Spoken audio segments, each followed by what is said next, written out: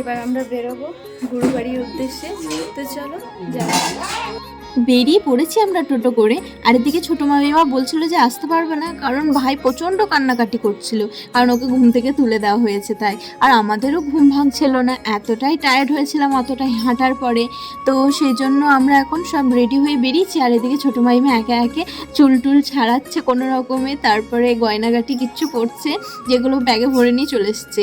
আর এই যে আমি এভাবে রেডি হয়ে নিয়েছি, আমি একটা ছোটো মামিমার টপ পরে নিয়েছি। ব্যাস এবার চলো জঙ্গলের মধ্যে দিয়ে দিয়ে নিয়ে যাই। গুরুদেবের বাড়িতে যেতে গেলে না এদিকে জঙ্গলের মধ্যে দিয়ে যেতে হয়।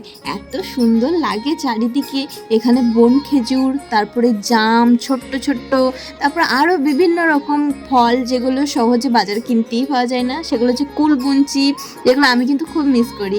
আগে ছোটোবেলায় আমরা যখন এরকম বাগানের মধ্যে দিয়ে বনের মধ্যে বেড়াতে আসতাম তখন কিন্তু আমরা নিয়ে যেতাম। তারপরে কাজু ফল, ওগুলোও কিন্তু আমার দাদুরা নিয়ে যেত, কাঁচা কাজু ফল। তো সেগুলো এখন উনুনের মধ্যে ভরে তারপরে সেটাকে পুড়িয়ে ভেতর থেকে কাজুটাকে বের করে খেলে কোনো অসুবিধাই হতো না, আর খেতেও কিন্তু দারুণ লাগতো। তো চারিদিকে বেশ হাওয়া দিচ্ছে ফুরফুরে, দারুণ ভালো লাগছে। আর আজকের দিনটাও তো কত সুন্দর, তোমরা তো জানোই। যাওয়ার পথে এই মাঝিদের গ্রামটা পড়ে, মানে সাঁওতালদের গ্রাম। তো ওরা এত সুন্দর ঘর বাড়িগুলো পরিষ্কার পরিচ্ছন্ন করে রাখে, আর এত সুন্দর সুন্দর ডিজাইন করে রাখে মাটির বাড়িতে, যে কি বলবো, দেখেই যেন মনে হয় ভালোভাবে দেখি, চোখ জুড়িয়ে যায় দেখে। তোমাদেরকে দেখাবো। আর পাকা বাড়ির সংখ্যা কিন্তু এখানে খুবই কম, সবগুলোই প্রায় মাটির বাড়ি, দেখতে পাচ্ছ? এই যে দেখো কত সুন্দর না, একদম ভালোভাবে নিকিয়ে তারপরে রাঙামাটি দিয়ে ডিজাইন করে রেখে দিয়েছে। কিছু কিছু বাড়িতে দেখছি রঙও করে কত সুন্দর ফুল টুল দিয়ে এঁকে রেখেছে, দেখতে খুব ভালো লাগছিল। আমরা টোটো করে যাচ্ছি, আর টোটো কিন্তু আমাদেরকে ওখানে নামিয়ে দেবে, আমরা কিছুক্ষণ থাকবো, তারপর আবার সন্ধ্যের দিকে আমাদেরকে আনতে যাবে। তো এই রাস্তা দিয়ে আসাটা যতটা রিস্কি মনে হচ্ছে সন্ধ্যের দিকে ততটাও না, প্রায় লোকজন যাওয়া আসা করে, সেজন্য অতটা ভয় নেই। আর লাড্ডুকেও আমি নিয়ে যাচ্ছি সাথে করে, গুরু দাদুর সঙ্গে লাড্ডুকে দেখা করাবো, আর এর সাথে আশীর্বাদও নেওয়ার আছে। তো লাড্ডুকেও গুরুবাড়ি দর্শন করাবো, লাড্ডুরও ভালো লাগবে। তো চলো লাড্ডুরই তো জায়গায় চললাম, ওখানে আমার বড় লাড্ডু আছে, তার রাধারানী আছে, সবই তোমাদেরকে দেখাবো যে গুরুদেবের বাড়িটা কত সুন্দর। আমি গুরু দাদু বলি, কারণ মা গুরু বাবা বলে। আর এর সাথে মামিমারাও কিন্তু ওখানে দীক্ষা নেবে, তো আজকে সেটা না, সেটা অন্য কোনো দিন করবে। তো আজকে ওই নিয়ে একটু কথাবার্তা বলতে যাবে। দাদুরও যাওয়ার কথা ছিল, কিন্তু দাদু যে কোথায় গেছে আসার সময় খুঁজেই পেলাম না, তাই আর দাদুকে নিয়ে যাওয়া হয় না। আর ভাই তো আসেনি, আমরা এই যে কটাই যাচ্ছি সব একটা করে বাচ্চা কাচ্চা নিয়ে, আমি, মা, ভাই, বাবান, গনু ভাই, সোরাং ভাই, আর মেজো মামিমা আর ছোটো মামিমা। তো চলো অনেকটা প্রায় চলেই এসছি, আর বেশি দূর নেই। রাস্তাটা কত সুন্দর বলো, চারিদিকে একবারে ঘন জঙ্গল, তারপরে হচ্ছে বাঁশঝাড়, বিভিন্ন রকম গাছের ফাঁক দিয়ে আমরা যাচ্ছি। রাস্তা দেখতেই কিন্তু অপূর্ব সুন্দর লাগে, আর এখানে কিন্তু রিলস বানালে দারুণ সুন্দর লাগবে। তো অনেকেই কিন্তু বানায়ও, আমাদের হাতে অত সময় নেই, বেরোতেই অনেক লেট হয়ে গেছে, না হলে কিন্তু আমিও বানাতাম। তো কথা বলতে বলতে একদম চলেই এসছি গুরুদাদু বাড়ির সামনেই, তোমাদেরকে নেমে দেখাচ্ছি। এই যে দেখো কত সুন্দর না বাইরেরটা, একদম সিংহ, হাতি এসব দিয়ে গেট করা আছে, তারপর কলা গাছ, ডাবের ঘট, সব কিছু দিয়ে। তো চলো ভেতরে যাই। মন্দিরের চূড়া থেকে তোমাদেরকে দেখাচ্ছি, চূড়াতে শঙ্খ চক্র গদা পদ্ম, আর এর সাথে মন্দিরের চারপাশে কিন্তু শঙ্খ চক্র গদা পদ্ম আঁকা আছে। আর দেখতেই দেখো কত সুন্দর লাগছে, চোখ জুড়িয়ে যাচ্ছে। ময়ূর টাকা আছে, তারপরে উপরে আছে দেখতে পাচ্ছ কুরুক্ষেত্রে একটা ঘটনা, যেটা খুবই বিখ্যাত একটা ঘটনা। এই যে আমরা আস্তে আস্তে এখন 5:30 বেজে গেছে, আর এসে কিন্তু রাধা মাধবকে দর্শন করছি, তোমরাও কিন্তু দর্শন করে নাও। আর এই যে আমাদের গুরুদেব, মানে আমাদের গুরু দাদু। তো আজকে যেহেতু নৃসিংহ চতুর্দশী, সেই জন্য ভালোভাবে পুজো হবে, আরতি হবে অনেক জাঁকজমক করে, তার জন্য যা যা করতে হবে সেগুলো সব একবার চেক করে নিচ্ছে, যেগুলো মানে বাজনা বাজবে। তো এখানে কিছু কাঁসর ঘণ্টা সব রেখে দিয়েছে দাদু, পাড়া প্রতিবেশী অনেকেই আসবে আর কি এই পুজোতে অংশগ্রহণ করতে, তারা এসে সব বাজাবে আরতির সময়ে। আর পুরোটা একবার ঘুরিয়ে দেখাচ্ছি, ওইদিকে দাদুদের পাকা বাড়ি একটা, আর এটা হচ্ছে মন্দিরটা দেখো কতটা উঁচু করে করা হয়েছে, বেশ ভালো করেছে, মানুষের দেখতেও সুবিধা হবে। পুজোটা আজকে আমরা পুরোটা দেখতে পারবো না, কারণ আমাদেরকে বাড়ি যেতে হবে। ছেলেপিলেদেরকে সেরকমভাবে কিছু খাইয়ে আনা হয়নি, কোনো রকমে ঘুম থেকে তুলে রেডি করেই নিয়ে চলে এসেছি। তো দেখি কি করি, কতক্ষণে টোটো আসে আর আমাদের ভালোভাবে দর্শন হয়ে যাক। তো এখন গুরু দাদু সমস্ত পুজোর জোগাড় টোগাড় করছে, ফল কাটা থেকে শুরু করে চারিদিক দিয়ে ফুল টুল জোগাড় করে রাখা, যেন পুজোর টাইম শুরু হলে সেটা যেন পুজোটা ভালোভাবে সম্পন্ন করা যায়। আর আমি তোমাদেরকে মন্দিরটা একবার ভালোভাবে প্রদক্ষিণ করে দেখিয়ে দিচ্ছি চারিদিকটা কেমন। চারিদিকে দেখছি ফুলের গাছ লাগানো আছে, যেন পুজোর জন্য কখনোই ফুলের অভাব না হয়। দেখো কত সুন্দর সুন্দর কাঠটগর, তারপর এটা স্থলপদ্ম। তো এই ফুলটা খুব সুন্দর লাগে, হয় একরকম কালারের, আর যতক্ষণে মানে বাসি হয় তখন কালারটা চেঞ্জ হয়ে যায়।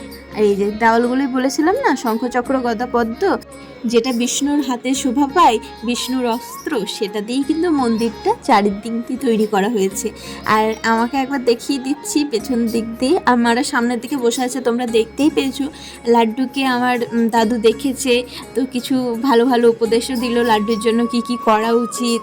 তো আমাকে বেশি করে বললো যে বেশি করে যত্ন নিতে, যতটা আমার বাবানকে যত্ন নেওয়া হয় তার থেকেও একটু বেশি, কারণ বাবানের কোনো অসুবিধা হলে বাবান সেটা বলতে পারবে, আর ও তো সেটা বলতে পারবে না, তাই ওর যাতে কোনো রকম অসুবিধা না হয় সেটা দেখার দায়িত্ব কিন্তু আমার। আর এদিকে দেখো হলুদ হলুদ ফুল ফুটেছে না গাছে, কি সুন্দর লাগছে। এই ফুলেও মনে হয় পুজো হয়। তো চলো এবার পুজোটা শুরু হবে, আমরা কিছুক্ষণ থাকবো, কিছুক্ষণ পুজোটায় জয়েন করব, তারপরে যখন টোটো আসবে তখন বেরিয়ে যাব। এটা দাদুকে আগে থেকেই বলা হয়ে গেছে। তো দাদু কিন্তু আমার দাদুর খোঁজ করছিল, তো আমরা খুঁজে পেলাম না দাদুকে, তাই আনা হলো না, সেটাই বললাম। আর এই যে সেই বিখ্যাত একটা সিন, যেটা মহাভারতে খুবই বিখ্যাত, যেখানে শ্রীকৃষ্ণ অর্জুনকে গীতা পুরো বাণীগুলো শুনিয়েছিল, সেখানে গীতার উৎপত্তি। তো এদিকে একবার রাধা মাধবকে দেখে নাও, দর্শন করে নাও। এখানে দাদু এখন চন্দন বাটছে, আরও যা যা করার সব করে রাখছে। এদিক দিয়ে দেখো অগরু সেন্ট নিচ্ছে, যেটা আমার লাড্ডুরও খুব পছন্দ।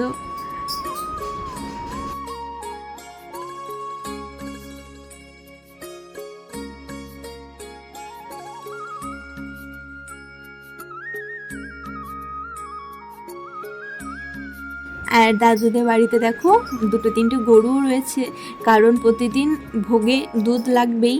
আর সব জায়গায় দুধের এখন খুবই টান, সহজে গরুর দুধ পাওয়াই যায় না। আমরা আমাদের বাড়িতে তো প্যাকেট দুধেরই ব্যবহার করি, কী আর করবো, গরুর দুধ তো সহজে পাওয়া যায় না। কিন্তু এখানে যেহেতু লাগবেই, তাই বাড়িতেই গরু পুষে রাখা হয়েছে। আর এই আট চারাটা এখন তৈরি হচ্ছে, পুরোপুরি এখন তৈরি হয়নি। আর বাবা আর ভাইয়েরা সব ছোটো ছোটো খেলাও করছে এর মধ্যে। আর লাড্ডু কত সুন্দর বসে আছে দেখো মায়ের কোলে, এখানে সবাই এখন বসে আছে। আজকে পুজো শুরু হবে 6:15 থেকে, সেই মতো দাদু কিন্তু পুজোতে বসেও গেছে, আর দাদুই পুজো করবে এখানে। আর একে একে সবাই কিন্তু আসতে শুরু করেছে, দেখো সব আরতি হবে, তার জন্য এদিকে সব ঢোল কাঁসর তারপরে খোল সবই ভাসছে। আর ওদিকে ঘন্টাও বাজানো হবে, আমিও বাজাবো একটা ঘন্টা। তো চলো পুজোটা এখন মন দিয়ে উপভোগ করি।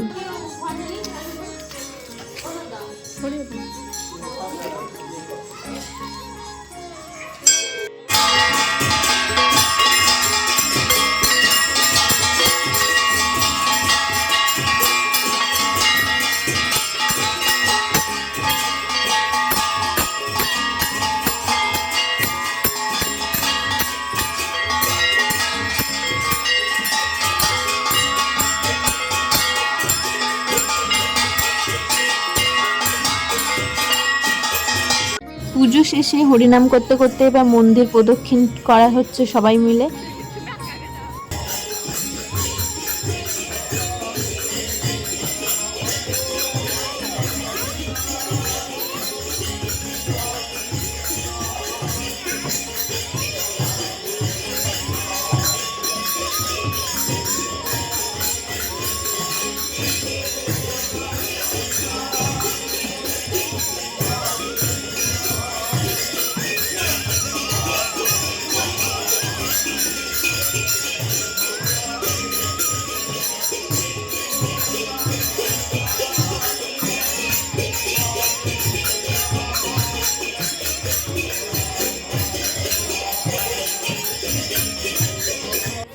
এবার একটু ঠাকুরের ভজন কীর্তন করা হচ্ছে।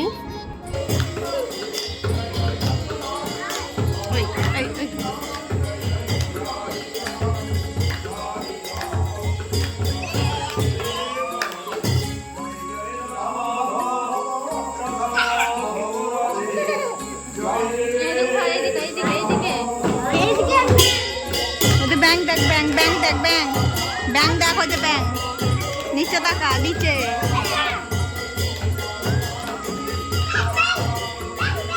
আস্তে।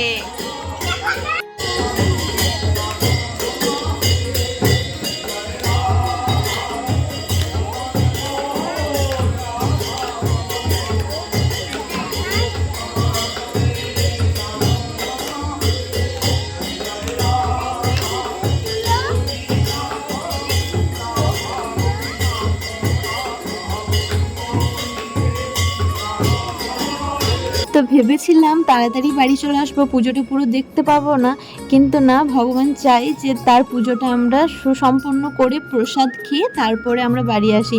তো সেরকমভাবে টোটোটা কিন্তু আসতে অনেকটাই লেট করছিল, বাইরে বিদ্যুৎও চমকাচ্ছিল, তো আমরা ভয় পাচ্ছিলাম, কিন্তু না, কোনো রকম কোনো বাধাবিঘ্ন হয়নি, আমরা কিন্তু বাড়ি চলে এসেছি সুস্থভাবে। আর এর সাথে ভগবানের পুরো পুজোটা কিন্তু আমরা অংশগ্রহণ করতে পেরেছি। আর বাড়ি এসে এদের দুজনে খেলার মজা দেখো। তো আজকে ভিডিওটা কিন্তু এখানেই শেষ করছি। যদি তোমাদের ভালো লেগে থাকে তাহলে অবশ্যই লাইক কমেন্ট শেয়ার করো, আর নতুন কেউ হলে চ্যানেলটা সাবস্ক্রাইব করে দিও, ফেসবুক থেকে দেখলে পেজটা ফলো করে দিও।